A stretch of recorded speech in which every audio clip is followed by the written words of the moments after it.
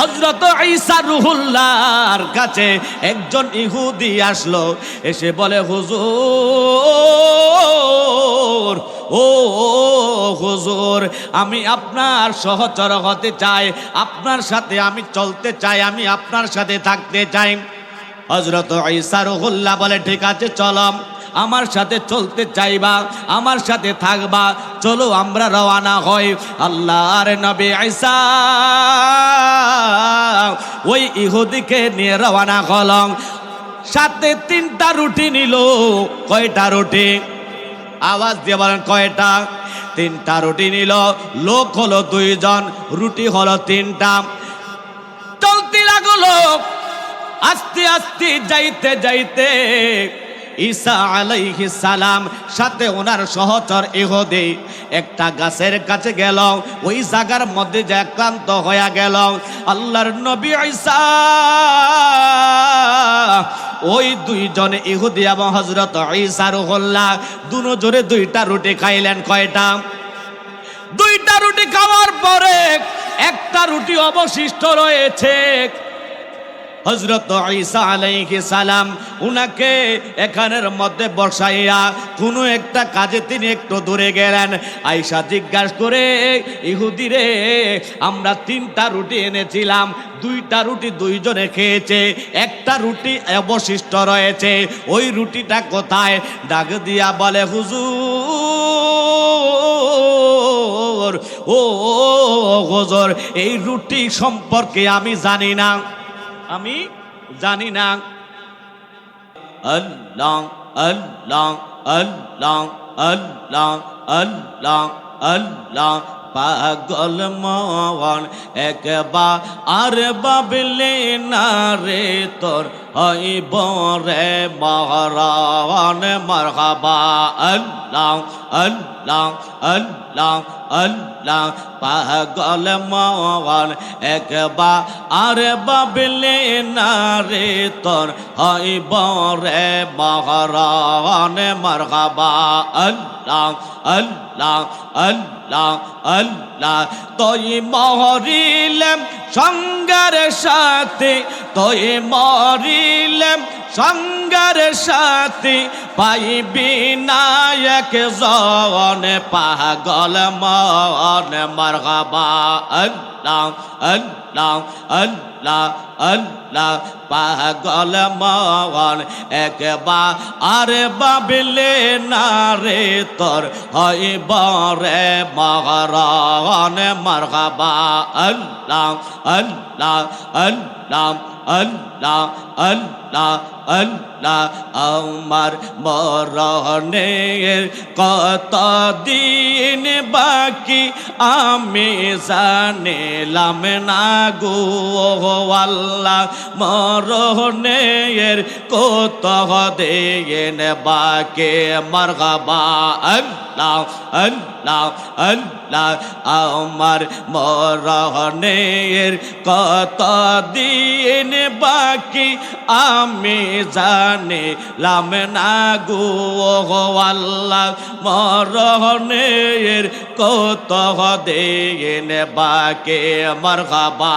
আল্লাহ আল্লাহ আল্লাহ আল্লাহ আল্লাহ হায়াত হইল হাতে বাইরে, মওত হইল পায়ে, হায়াত হইল হাতে বাইরে, মওত হইল পায়ে, যেই জায়গায় যার মরণ লেখা সেই জায়গায় সে মরে আমি জানিলাম না গো আল্লাহ, মরণের কত দিন বাকি মারহাবা। আল্লাহ আল্লাহ আল্লাহ আল্লাহ প্রেম করিয়া প্রেমিক মরে গো দয়াল, প্রেম তো মরে না মারহাবা। আল্লাহ প্রেম করিয়া প্রেমিক মরে গো দয়াল, প্রেম তো মরে না মারহাবা। আল্লাহ আল্লাহ প্রেম হাসায় প্রেম কাদাগ রে, দয়াল কে প্রেমের পাওনা মারহাবা আল্লাহ আল্লাহ আল্লাহ প্রেম হাসায় প্রেম কাদাগে রে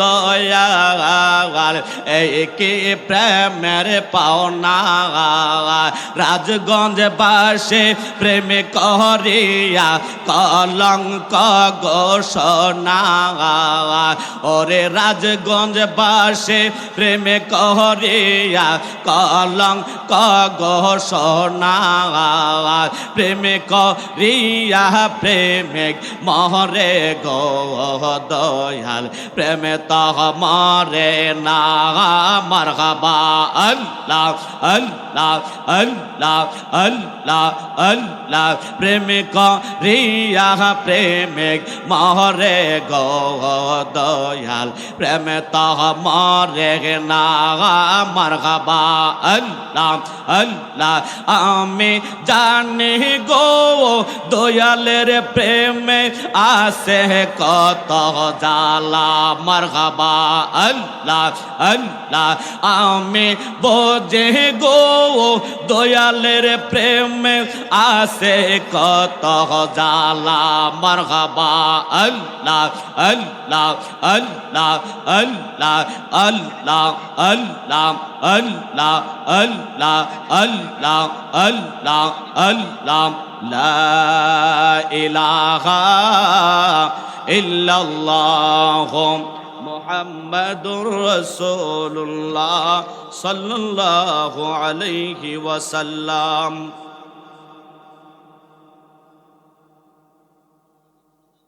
রাজগঞ্জ ব্যবসায়ী ভাইদের উদ্যোগে পবিত্র ঈদে মিলাদুন্নবী সাল্লাল্লাহু আলাইহি ওয়াসাল্লাম উদযাপন উপলক্ষে ওয়াজ ও দোয়ার মাহফিলের সম্মানিত প্রধান মেহমান শাহপুর দরবার শরীফের আলা হজরত মুর্শিদ কেবলা শেখ সৈয়দ গোলাম মোহাম্মদ আব্দুল কাদের কাওকাব আল কাদেরি মাদ্দাজিলুল আলী পীর সাহিব কেবলা শাহপুর দরবার শরীফ কুমিল্লা। আজকের মাহফিলের প্রধান আলোচক আন্তর্জাতিক খ্যাতিসম্পন্ন মুফাসসিরে কোরআন তুতিয়ে জবাং হযরতুল আল্লামা মাওলানা গাজী সুলাইমান আল কাদেরি চেয়ারম্যান গাজী ফাউন্ডেশন বাংলাদেশ। আজকের মাহফিলের বিশেষ আলোচক সুমধুর কণ্ঠের অধিকারী বন্ধুবর হযরত মাওলানা হাফেজ মুফতি আব্দুল কাদের জিহাদি সাহেব, প্রতিষ্ঠাতা ও প্রিন্সিপাল কুমিল্লা দারুন নাজাত স্কুল অ্যান্ড হিফজ মাদ্রাসা কুমিল্লা। আজকের মাহফিলের সভাপতিত্ব করবেন যিনি আমার বাম দিকে উপবিষ্ট রয়েছেন, জনাব তোফাজ্জল হোসেন ইদু মিয়া, সভাপতি রাজগঞ্জ বাজার ব্যবসায়ী সমিতি। আজকের মাহফিলের প্রধান অতিথি জনাব হাজী মোহাম্মদ সেলিম সাহেব, সাধারণ সম্পাদক রাজগঞ্জ বাজার ব্যবসায়িক সমিতি। সার্বিক সহযোগিতা রয়েছেন রাজগঞ্জ বাজারের সকল ব্যবসায়ী বৃন্দ। আমার সামনে উপবিষ্ট রয়েছেন আল্লাহ প্রেমিক রসুল প্রেমিক ভাই বাবারা, পর্দার আড়ালের মা ভোরেরা, সকলের প্রতি আমার সালাম, আসসালামু আলাইকুম ওয়া রাহমাতুল্লাহি ওয়া বারাকাতুহু। দরুদ ও সালাম প্রেরণ করছি যেই ওই নবীর কদম মোবারকে যিনি আমাদেরকে হাসরের ময়দানে শাফাআত করবেন, শাফাআত করে আমাদেরকে আল্লাহর জান্নাত পর্যন্ত পৌঁছে দেবেন। ওই নবীজির কদম মোবারকে কোটি কোটি দরুদ ও সালাম সবাই পড়ি সাল্লাল্লাহু আলাইহি ওয়াসাল্লাম। যিনি শামসুল আরিফিন, সিরাজুস সালিকিন, মিসবাহুল মুকাররাবিন, মুহিব্বিল ফুকারা ওয়াল গুরাবা ওয়াল মাসাকিন, সাইয়্যিদুস সাকালাইন, নবীল হারামাইন, ইমামুল কিবলাতাইন, ওয়াসিলাতিনা ফিদ দারাইন সাহিবি কাবা কাউসাইন রব্বিল মাশরিকাইনি ওয়াল মাগরিবাইন জাদ্দিল হাসানি ওয়াল হুসাইন মাওলানা ওয়া মাওলা সাকালাইন। চিৎকার দিয়ে বলে ইয়া রাসূলুল্লাহ। বন্দরে আমার ও কুমিল্লা রাজগঞ্জ বাজারের সকল ব্যবসায়ী ভাইয়েরা, আজ এই সুবর্ণ সুযোগ হাতছাড়া করা যাবে না। এই জান্নাতের বাগান সাজাইলাম, প্রত্যেক দিন এখানের মধ্যে জান্নাতের বাগান সাজানো হবে না। আল্লাহ রাব্বুল আলামিন আমাদেরকে দয়া করে মায়া করে এই মাহফিলে যারা আসতে পেরেছি আমরা খুশি না বেজার? আর জোরে বলেন খুশি না বেজার? ও বন্ধু, আমার দয়াল নবী বলেন উম্মত, ও উম্মত, যখন তোমরা জান্নাতের বাগানটা পাইবা, ওই জান্নাতের বাগানের মধ্যে যাইবা, জান্নাতের বাগানে যাইয়া জান্নাতের বাগানের ফল ভক্ষণ করবা। সাহাবায়ে কেরামরা ডাক দিয়া বলে, নবীজি গো, ও দয়াল নবীজি, জান্নাত আমরা কোথায় পাব? আমরা তো এখনো দুনিয়ার জিন্দেগির মধ্যে রয়েছে, আমরা জান্নাতের বাগান কোথায় পাব? আমার নবী ডাক দিয়া বলেন, সাহাবীরারে, ও সাহাবীরা শোনো, যেখানের মধ্যে আল্লাহর জিকির হবে, আল্লাহর স্মরণ হবে, আমি নবীর দরদ হইবে, আলোচনা হবে, ওই জায়গাটা দুনিয়ার মধ্যে জান্নাতের বাগান। ইয়া রাসূলুল্লাহ, নবীজি গো, জান্নাতের বাগান পাইলাম, জান্নাতের বাগানের মধ্যে যাব, জান্নাতের বাগানের ফলকে আমার নবী বলেন, সাহাবীরা, যেই জিকির করা হবে, কোরআন তেলাওয়াত করে হবে, আমি নবীর উপর দরুদ পড়া হবে, ওইগুলা হলো ওই জান্নাতের বাগানের ফল। আল্লাহ রাব্বুল আলামিন কোরআনুল কারীমের মধ্যে বলেন, وَمَنْ يَتَوَكَّلْ عَلَى اللَّهِ فَهُوَ حَسْبُهُ। যারা আল্লাহর উপর ভরসা করে তাদের জন্য আমার আল্লাহই যথেষ্ট হয়ে যায়। জোরে বলুন সুবহানাল্লাহ। আমরা আল্লাহর প্রতি ভরসা আছে কি নাই? আর জোরে বলেন আছে কি না? আল্লাহ রাব্বুল আলামিন বললেন, বান্দা,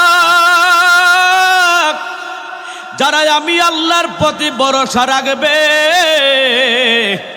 তোমাদের জন্য আমি আল্লাহই যথেষ্ট হয়ে যাই। আল্লাহর একজন ওলি, তিনি বলেন, হযরত হাতেম আসাম বলেন, তাওয়াক্কুল করতে হলে 4 প্রকারের তাওয়াক্কুল রয়েছে। কয় প্রকার?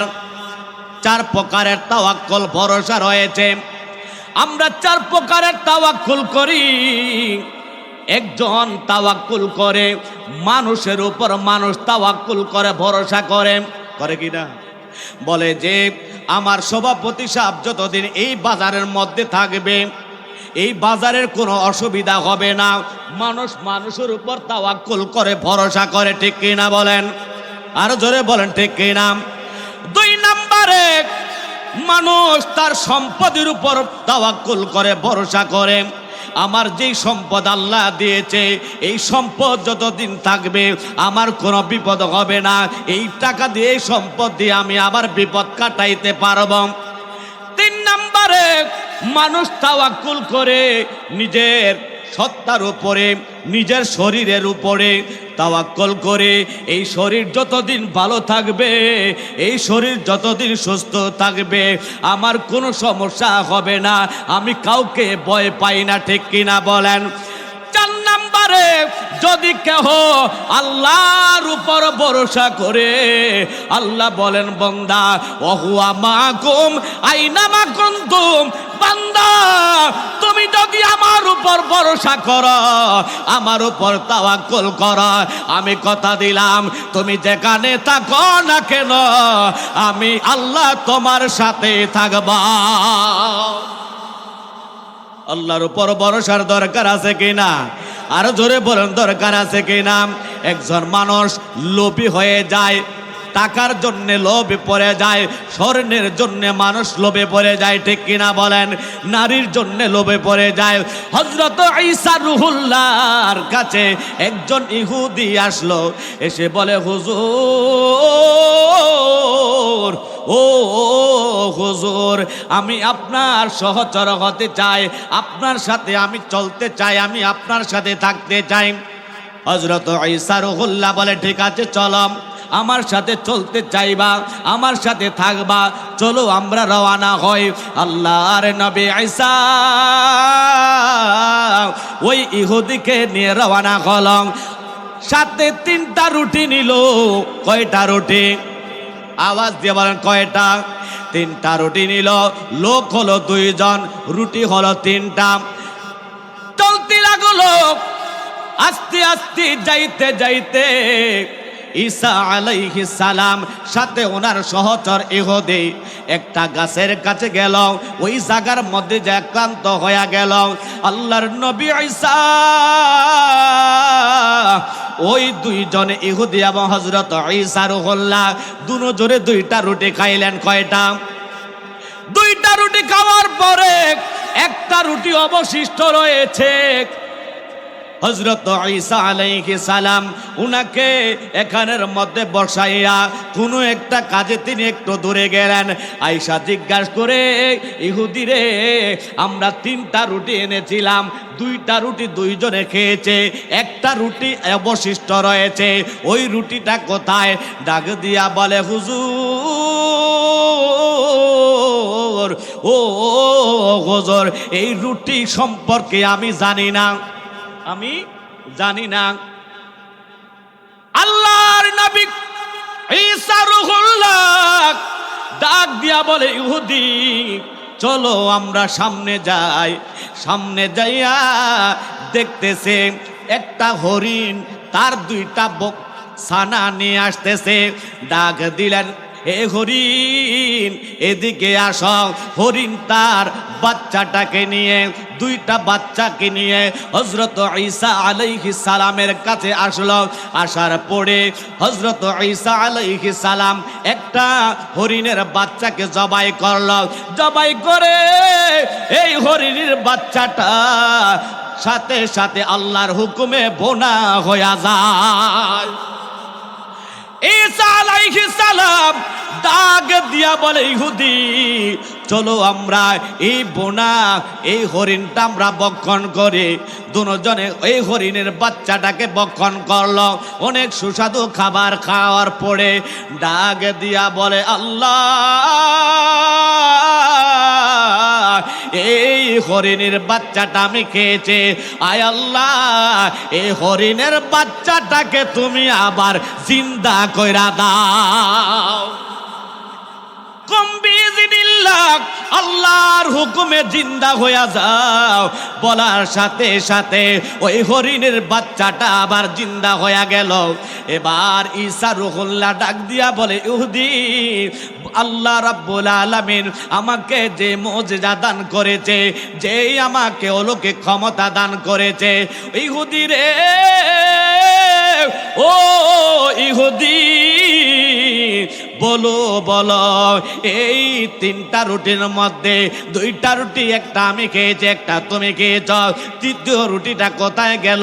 বলে আমি জানি না। বলে চলো আমরা আরো সামনে যাব। হযরত ঈসা আলাইহিস সালাম আরেকটু সামনে গেলেন। যায়া দেখতেছে গো একটা নদী দেখা যায়। হযরত ঈসা রুহুল্লাহ ওই ইহুদির হাতের মধ্যে ধরল। চিৎকারে দিয়া বলেন আল্লাহু আকবার। আর আওয়াজ দিয়ে বলে আল্লাহু আকবার। আল্লাহর নবী ঈসা ইহুদির হাতে ধরলেন, হাতে ধরে ঈসা আলাইহিস সালাম সাথে ইহুদি ওনার হাতে ধরে ওই নদীটা পার হয়ে গেল পানির উপরে দিয়ে। জোরে বলেন আল্লাহু আকবার। হযরত ঈসা নবীজি এইবার নদী পার হইয়া ডাক দিয়া বলে, ইহুদি এবার বলো আল্লাহ রাব্বুল আলামিন আমাকে কত মর্যাদা দিয়েছে, আমাকে কত সম্মান দিয়েছে। নদীর পানি টলমল করতেছে, ইহুদি এই নদীর মধ্য দিয়ে আমি আর তুমি চলে এসেছি। বলো বলো, দুইটা রুটির মধ্যে দুইটা আমরা খাইলাম, একটা রুটি এখন অবশিষ্ট রয়েছে, ওই রুটিটা কোথায় গেল বলো। বলতেছে আমি জানি না। ডাক দিয়া বলে, ইহুদি চলো আমরা একটু সামনে যাব। সামনে যায় দেখতেছে গো একটা বিরাট মাঠ দেখা যায়, ওই মাঠের মধ্যে বালু দেখা যায়। হযরত ঈসা রুহুল্লাহ এবার কিছু বালুকে স্তূপ দিলেন, একটু একত্র করার পরে ডাক দিয়া বলে, আল্লাহ এই বালুগুলাকে তুমি স্বর্ণ বানাইয়া দাও। দেওয়ার মালিককে, আরো জোরে বলেন দেওয়ার মালিককে। ঈসা নবী ডাক দিয়া বলে, আল্লাহ ও আমার মালিক, এই বালুগুলাকে তুমি স্বর্ণ বানাইয়া দাও। সাথে সাথে ওই বালুগুলা স্বর্ণ হয়ে গেল। এবার ইহুদির সামনে এই স্বর্ণের স্তূপটাকে, এই স্বর্ণটাকে তিনটা ভাগ করল। এবার ডাক দিয়া বলে, ইহুদি বলো ও ইহুদি এই স্বর্ণটাকে আমি তিনটা ভাগ করলাম, কয়টা?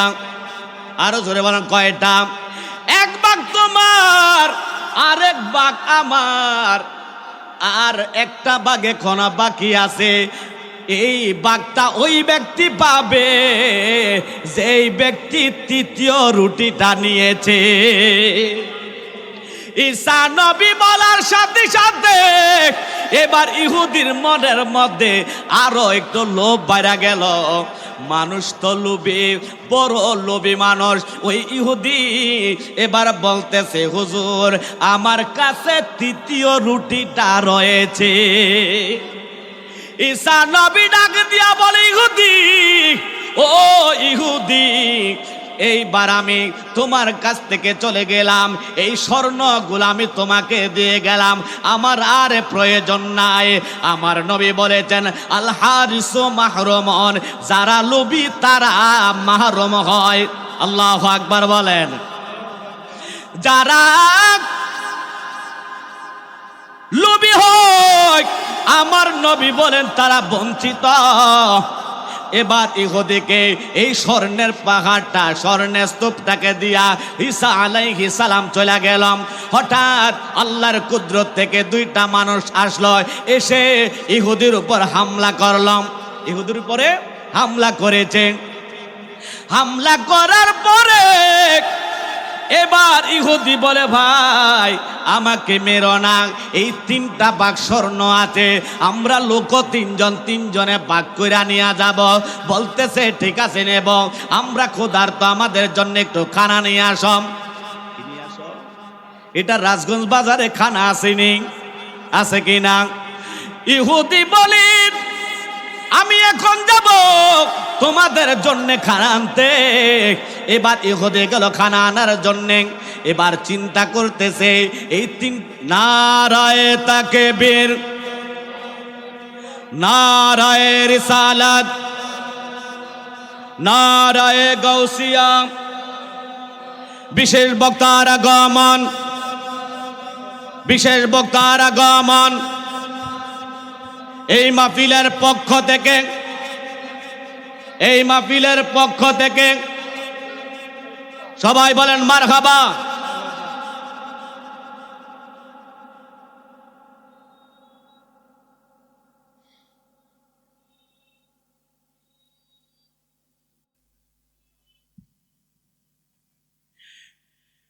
ইহুদি গেল খাবারের জন্যে, এবার খানা আনার জন্য গেল। এবার যখন খানা আনতে গেলাম, উনার মনের মধ্যে একটা শয়তানি সৃষ্টি হলো, আমি যদি এই স্বর্ণগুলা তাদেরকে দিয়া দেই আমি তো আর স্বর্ণ পাবো না। এবার খানার মধ্যে যখন আমি বিষ মিশাইয়া দেব, এই খানাটা খাওয়ার সাথে সাথে তারা দুইজন ইন্তেকাল করবে, আর আমি এই সমস্ত স্বর্ণের মালিক হইয়া যাইব। মনের মধ্যে খুব খারাপ ভাব এসে গেলাম, আমি স্বর্ণের মালিক হইয়া যাইব।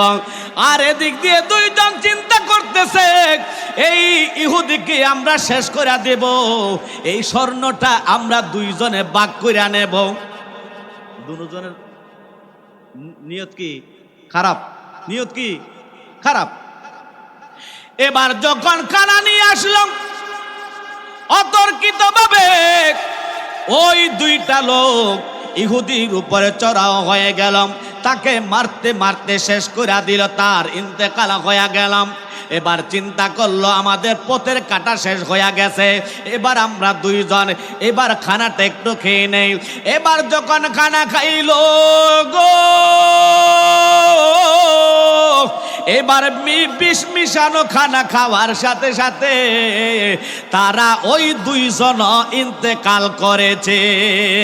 এবার ইন্তেকাল করার পরে দুনিয়ার সম্পদ, দুনিয়ার টাকা, দুনিয়ার এই স্বর্ণ মুদ্রা সব দুনিয়ায় রইল, লোকগুলা তো চলে গেল। আমরা এই লোভ করব না। আল্লাহ যেন আমাদের অন্তর থেকে লোভগুলা উঠাইয়া নেয়া, বলেন আমিন। আরো জোরে বলেন আমিন। আল্লাহুম্মা সাল্লি মাওলানা মুহাম্মদ ওয়া আলা আলি সাইয়্যিদিনা। আমাদের মা বাবা আছে কিনা? অনেকের মা নাই, অনেকের বাবা নাই, অনেকের মাও নাই, বাবাও নাই। দুঃখের দরদি আমার জনমে দুঃখী মা, একটু আওয়াজ দিয়ে বলে, দুঃখের দরদি আমার জনমে দুঃখী মা, গর্ভধারিণী মা জনম দুঃখিনী মা, দুঃখের দরদি আমার জনমে দুঃখী মা। মায়ের কান্নাম যাবত জীব,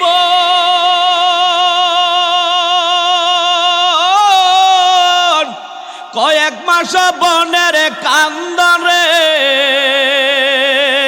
ওরে ঘরের পরিবারের কান্না কয়দিন পরে থাকে না।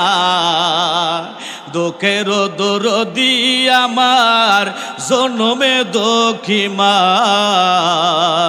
দুঃখের দরদি আমার জনমে দুঃখী মা। ওরে 10 মাস 10 দিন আমরা গর্বে ছিলাম ঠাই, রক্ত মাংস খাইয়া আমরা ভবে আসলাম ভাই। ওরে ভূমিষ্ঠ হইয়া আমরা উঠিলাম কান্দিয়া, শান্ত করিল মায়ের বুকের দুধ দিয়া। ওরে সন্তান প্রসবের কালে মার বুক বেসে যায় নয়নে জলে রে, ওরে সন্তানের বুকে লয়া ভুলে প্রসবে যন্ত্রণা। দুঃখের দরদি আমার জনমে দুঃখী মা, দুঃখের দরদি আমার জনমে দুঃখী মা। ওরে হাতে পায়ে তেলে মাইকা মা দিল শক্ত করি, ফোসরা পায়খানায় আমরা মায়ের কোলে করি। ওরে হাতে পায়ে তেলে মাইকা মা দিল শক্ত করি, ফোসরা পায়খানা আমরা মায়ের কোলে করি। ওরে তবু আমার করে না, ভিজলু ঘুয়ে মুতে আমারে শোকে নাই রাখিয়া মায়ে শৈল বিজাতে ওরে অশোক হলে দেখি চায়া আমার মায়ের সেবি সানায় বহিসারে আমায় আল্লাহ যাও গলয়া আমার সন্তানের নিও না দুঃখের দরদি আমার জনমে দুঃখে মা দুঃখের দরদি আমার জনমে দুঃখী মা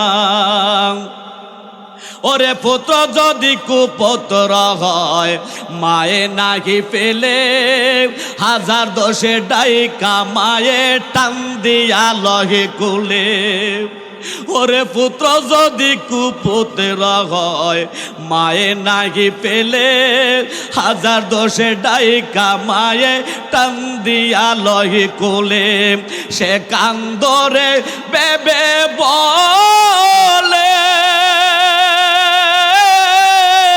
জান্নাত মায়ার চরণে তহলে রে মান্নান জেহাদি বেবে বলে